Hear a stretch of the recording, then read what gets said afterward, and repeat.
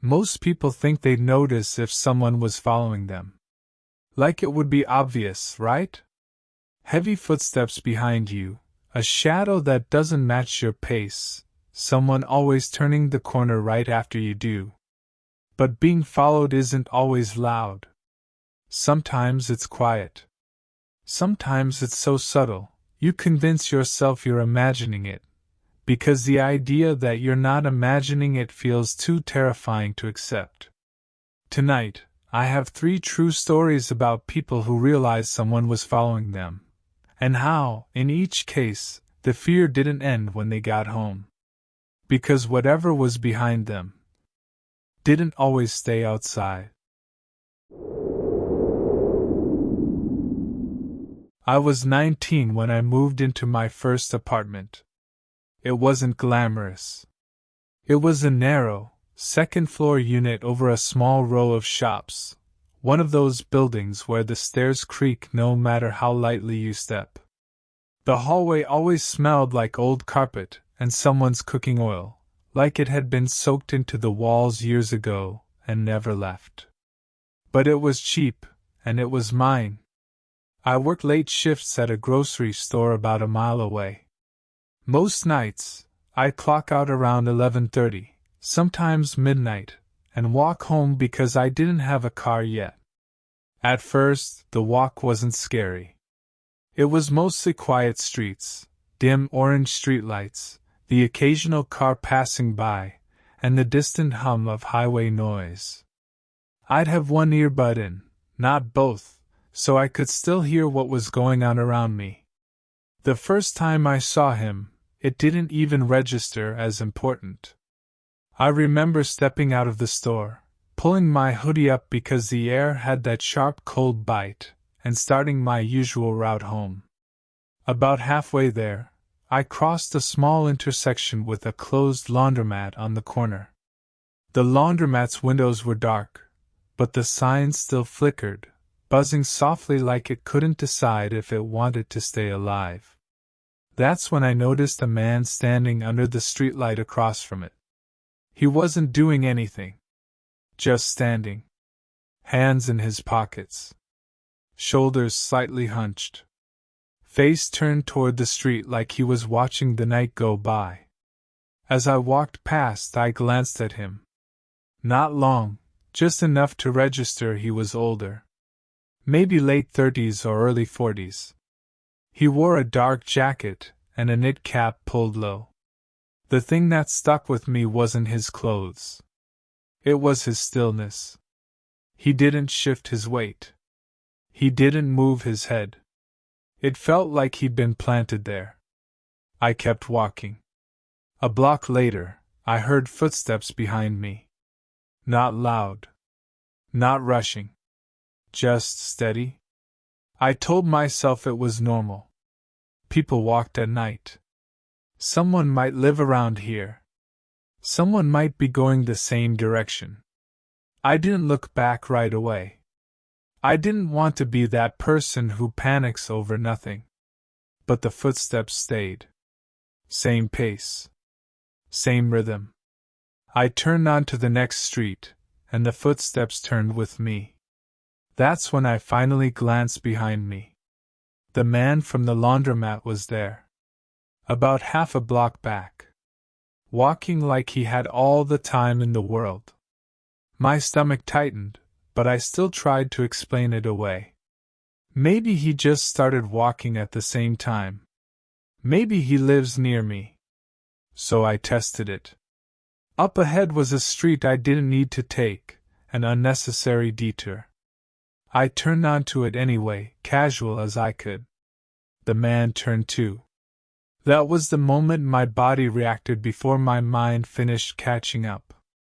My hands went cold. My breathing went shallow. My steps got faster without me choosing to. I didn't run yet. Running feels like an admission. Like you're confirming there's danger. But I walked faster, and when I did, he did too.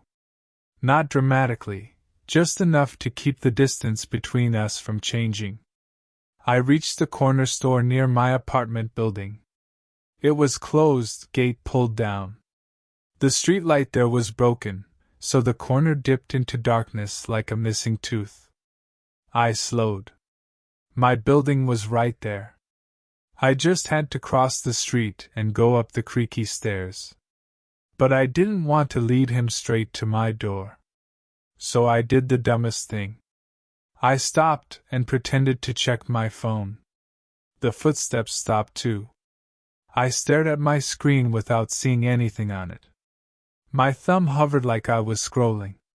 Then, from behind me, I heard his voice. Low and calm. Long night? It wasn't friendly. It wasn't playful. It was like he was testing what kind of reaction he'd get. My throat went tight.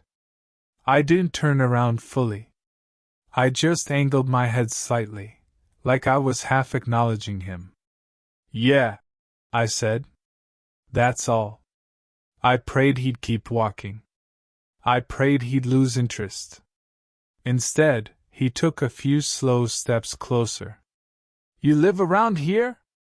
Every nerve in my body screamed don't answer. But fear does weird things.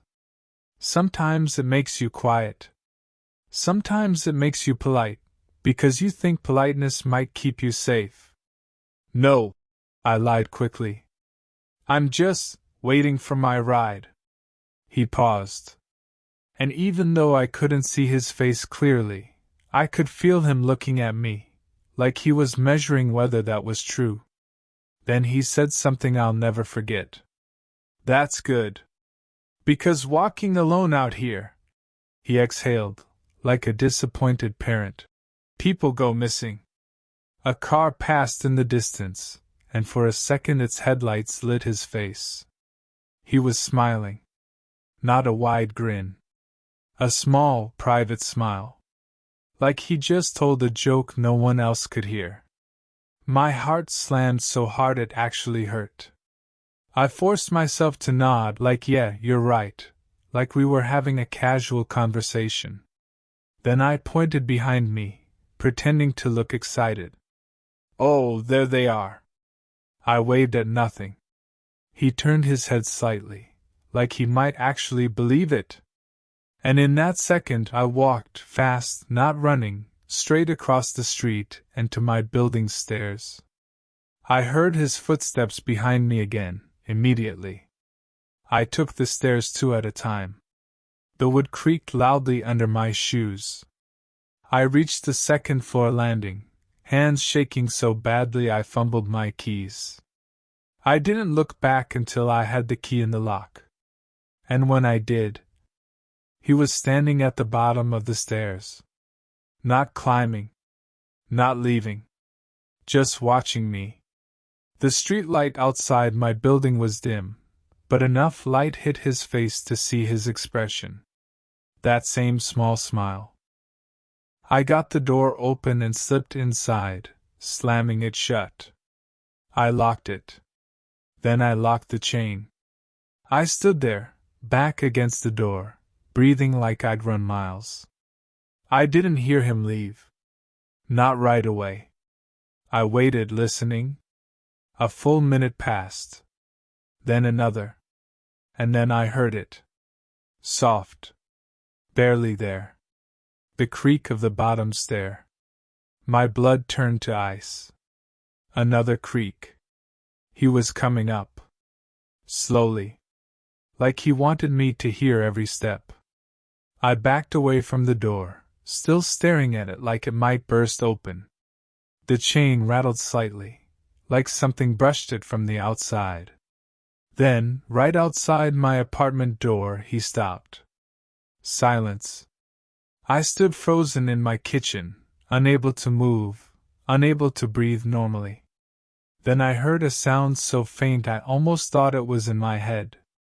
A sniff. Like someone smelling the air. Then his voice again. Softer now. Closer. I can hear you. I clapped a hand over my mouth without thinking. My eyes burned with panic tears. I grabbed my phone and called my friend, hands so shaky I almost dropped it. She answered half asleep, confused, and I whispered, "Someone followed me home. He's outside my door." She started asking questions. She told me to call the police. I couldn't. I didn't want to make noise. While she talked, I stared at the door. And that's when I saw it. The peephole. It darkened. Like something moved right up against it. Like an eye pressed close. I stopped breathing. My friend was still talking, but her voice sounded far away. Because on the other side of my door, someone was looking in.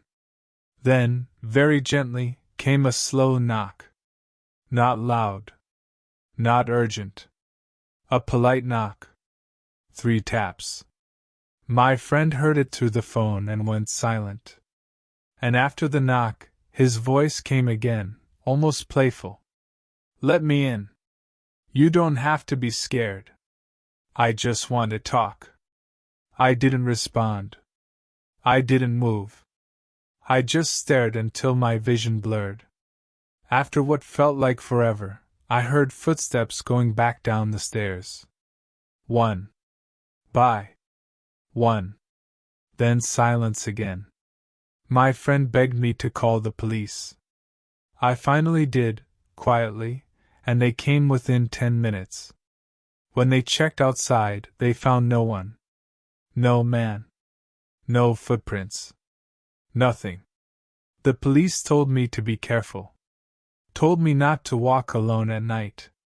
They left. I didn't sleep. Not at all. Around 4 a.m., when the sky outside was still black but starting to soften at the edges, I sat on my couch staring at the door. And that's when I noticed something I hadn't seen before. A thin strip of paper, pushed halfway under my door. I stared at it for a long time before I finally reached down and pulled it out. It was a receipt. From my grocery store. From my shift that night. And on the back, written in shaky block letters, were 6 words. "I can wait. I have time."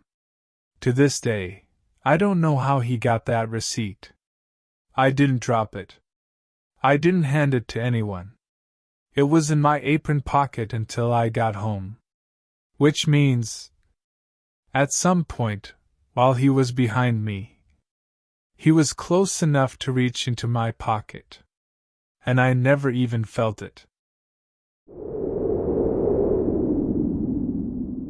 I used to run at night. Not because I loved the dark or wanted to be edgy or anything. It was just the only time I had.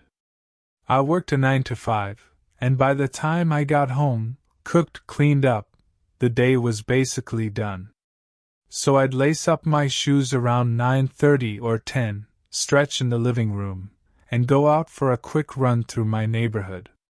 It was a quiet suburban area. Lots of families. Wide roads. Big trees. Streetlights that actually worked. I felt safe. Until the night I noticed the car.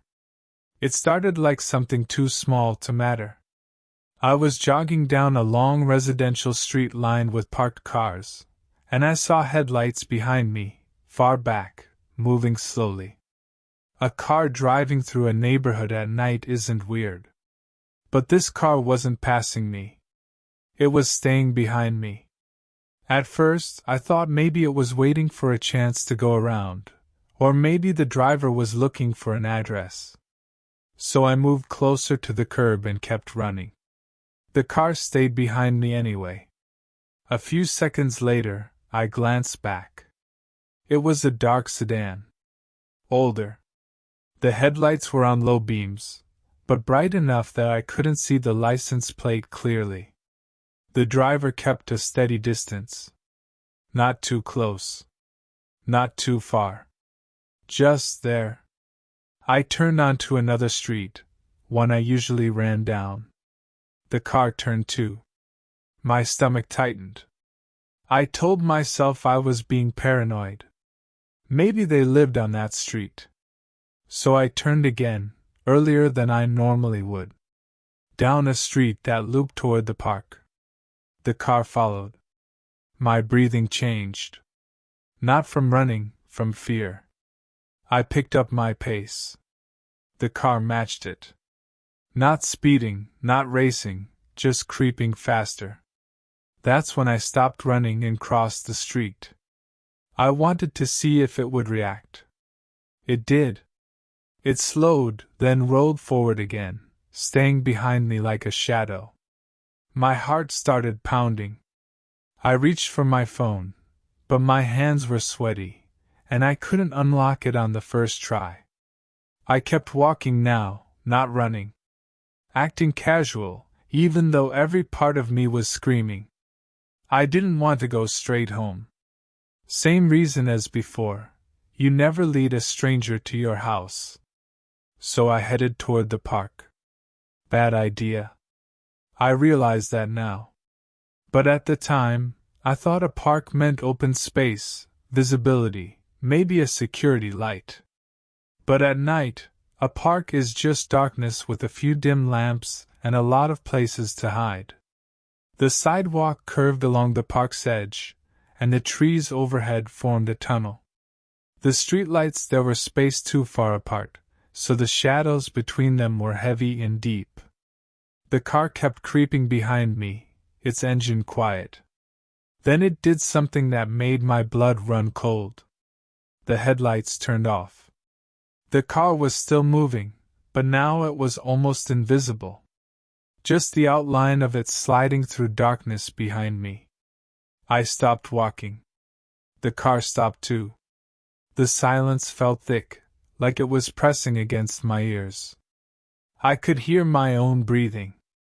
I could hear the faint rustle of tree branches overhead. Then a door opened. A soft click. A creak. Someone stepped out. I couldn't see them clearly, but I saw movement. A shape. And then I heard footsteps on the pavement. Not running. Walking. Slow. Confident. Like they knew I couldn't go anywhere. I spun around and finally got my phone unlocked, hands shaking so badly I almost dropped it. I dialed 911. The moment the screen lit up bright against the dark, the footsteps paused. I raised the phone like a warning. "Hello?" the operator answered. I didn't even know what to say at first. My voice came out thin. "I'm being followed," I said. "There's a car, someone got out." And before I could finish, the shape in the dark moved again. But not toward me. Away. Back toward the car. The door shut. The engine started.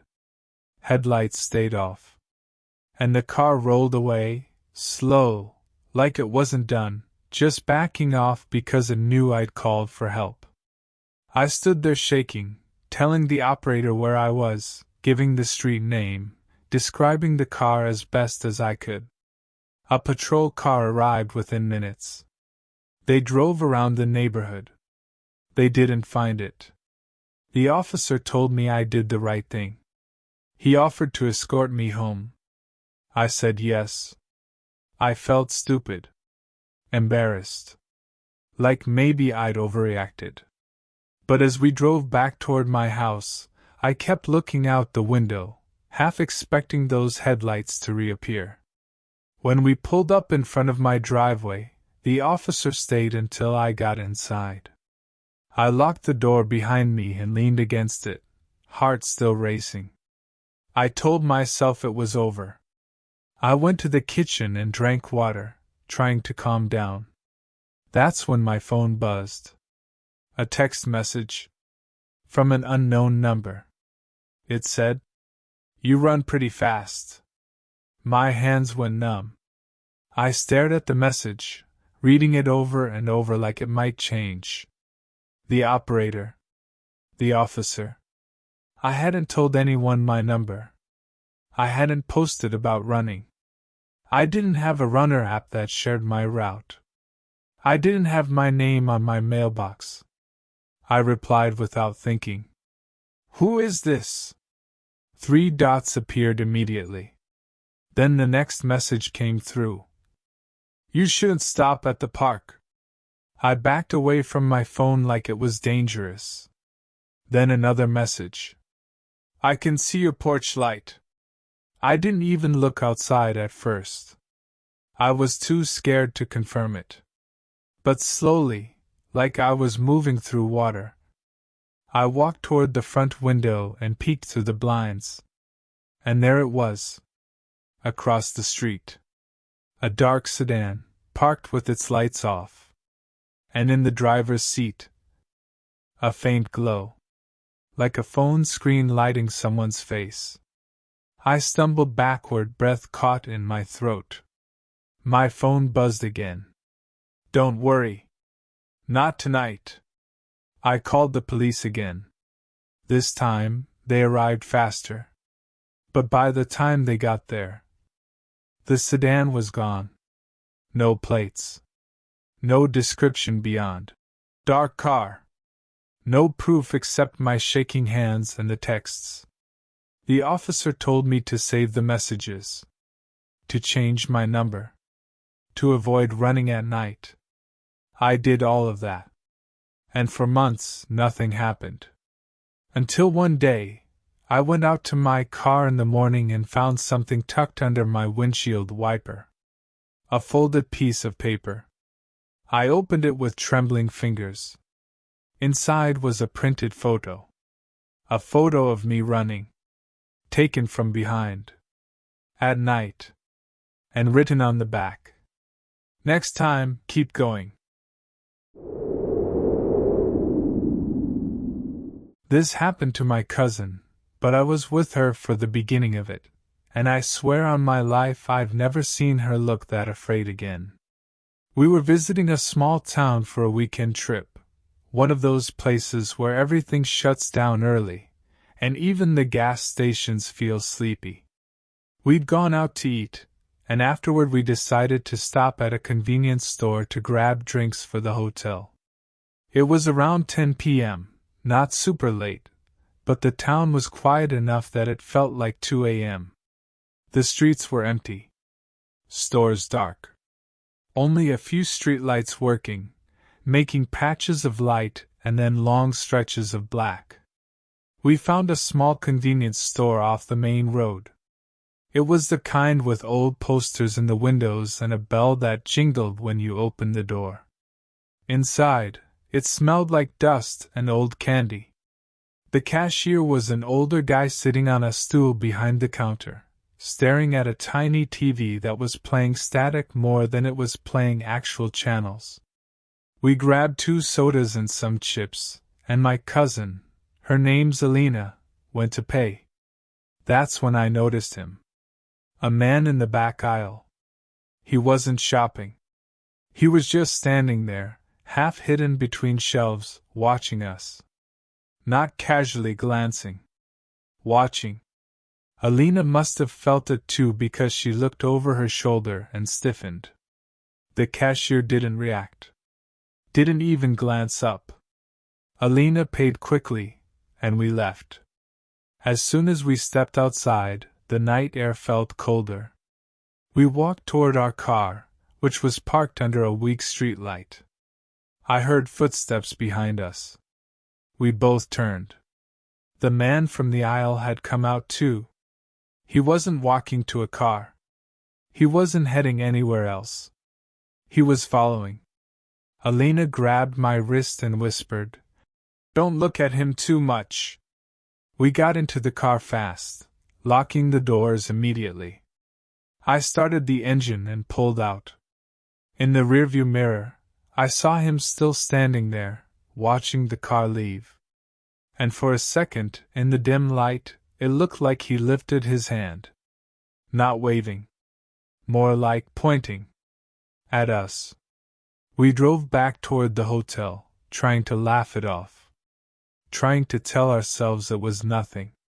But at the first stop sign, a set of headlights appeared behind us. A vehicle turned onto the road right after we did. And it stayed behind us. My stomach sank. I made a turn I didn't need to make. The car turned too. Alina's voice went tight. That's him. I didn't want to believe it, but the headlights were the same height, the same brightness. I sped up slightly. The car kept up. We reached a stretch of road with no street lights, just trees pressing in on both sides. And the car behind us got closer. Not tailgating aggressively. Just closing the distance like it wanted us to know it was there. Alina started filming with her phone, whispering, "If something happens, at least we have it." My hands were gripping the steering wheel so hard my fingers hurt. And then the road split. Left led toward the hotel. Right led toward a darker, emptier part of town. I should have gone left. But fear made me do the opposite. I went right. I didn't want whoever it was to know where we were staying. The car followed. Alina's breathing turned shaky. "Where are we going?" "I'm just circling," I said, but my voice didn't sound convincing even to me. We drove deeper into the outskirts, where houses thinned out and turned into open fields. Then something weird happened. The car behind us turned its headlights off. Just like in the second story. And suddenly the road behind us was nothing but darkness. I could still sense it there. But I couldn't see it. Alina whispered, "I hate this." I kept driving, eyes scanning for somewhere, anywhere, with people. A gas station. A restaurant. Anything open. And then, like it appeared out of nowhere, I saw lights ahead. A convenience store. Bright. Open. A neon sign glowing. Relief hit me so hard I almost cried. I pulled into the parking lot fast. But the second my headlights hit the building, my relief vanished. Because the store looked wrong. Not rundown like the first one. Not normal. The windows were too dark, like tinted glass, even though the lights inside were bright. And the sign wasn't words. It was just a symbol. A simple shape that didn't mean anything. Alina grabbed my arm. "Don't go in." "I'm not," I said, voice shaking. I kept the car in drive, foot on the brake. We sat there staring at the building. And then, in the glass front door, I saw movement. A figure. Standing just inside. Watching us. And behind us, the darkness shifted. A shape moved into the edge of our headlights. The car that had been following us had pulled in too. Still with its headlights off. It parked a few spaces away. A door opened. Someone stepped out. Alina started sobbing quietly. I hit the gas.